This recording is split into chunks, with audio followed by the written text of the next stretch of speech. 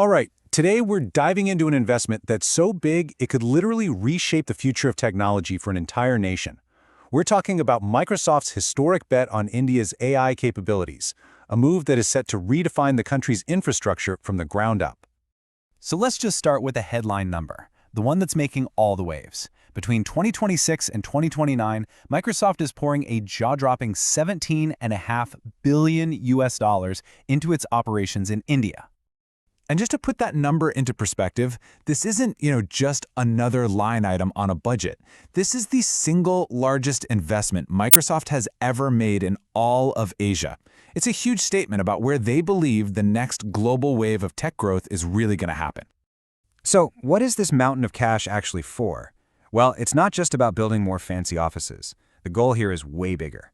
It's about partnering with India to take its already amazing digital public infrastructure and evolve it into a full-blown AI public infrastructure. And this huge investment isn't just coming out of nowhere. It actually builds on a $3 billion commitment they made back in 2025. You can see the timeline here. It shows a clear and frankly rapid acceleration. It's a signal that Microsoft is absolutely all in on India's future as an AI leader. And as you can imagine, the Indian government sees this as a landmark moment. It's not just about the money, it's about validation. It's seen as proof that India is truly emerging as a critical and, importantly, a reliable technology partner on the world stage. So how exactly is all this money going to be used? Well, it's not a blank check. Microsoft has this really well-structured plan that's built on 3 core pillars, and each one is designed to help build a complete AI ecosystem from top to bottom.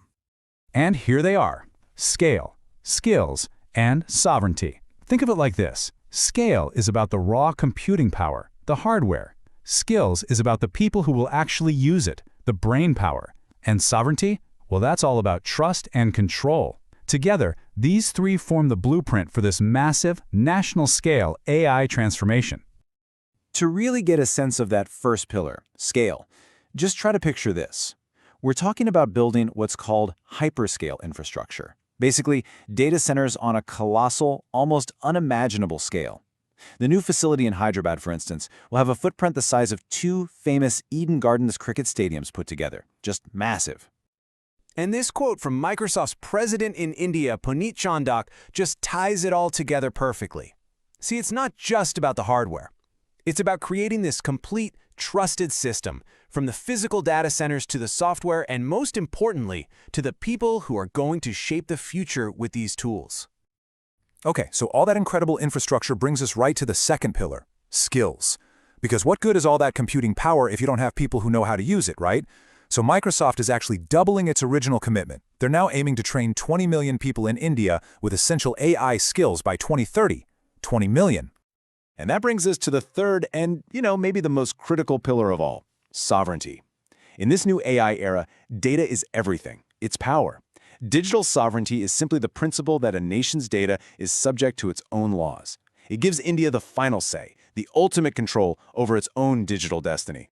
Now, to make that a reality, Microsoft is rolling out some very specific products just for India. This includes sovereign public and private cloud solutions. And here's the kicker, a promise that by the end of 2025, tools like Copilot will process all user data entirely within India's borders. For sectors like government and finance, that is an absolute game changer. So we've talked about data centers, training programs, data control. It's all very high-level stuff. But what does it actually mean for the average person in India? Well, the answer lies in the incredible number of people this whole initiative is designed to reach. 310 million. Just let that number sink in for a second. That's how many informal workers this initiative is set to directly benefit. This isn't about AI for a small elite group. This is about using technology to lift up a huge, vital part of the Indian population. And how are they going to do it? By putting AI right into 2 key government platforms. The eShram portal, which helps workers get welfare benefits, is getting AI-powered support in multiple languages. And the National Career Service portal? It's going to use AI for way smarter job matching, and even to help people build their resumes. And as the Minister of Labor and Employment says right here, this isn't just a tech upgrade, this is about fundamentally strengthening the nation's social safety net. The goal is social protection for 100 crore citizens, that's 1 billion people. The scale is just mind-boggling. Okay, let's just zoom out one last time and look at the biggest picture of all. This investment, this whole partnership, it's about more than just Microsoft and India. It could very well be a new model for how a nation transforms itself in the age of AI. And you can already see the real-world results of India's digital push. The numbers here really speak for themselves. In 2019, social protection only covered about 24% of the population. By 2025, that number skyrocketed to over 64%, reaching more than 94 crore people. This new AI investment is basically like pouring rocket fuel on that trend, pushing it even higher and making sure the benefits of progress are shared by everyone.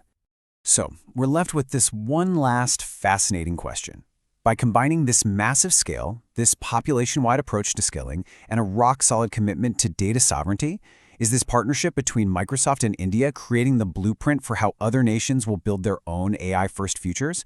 Only time will tell, of course, but it's a model the entire world is going to be watching very, very closely.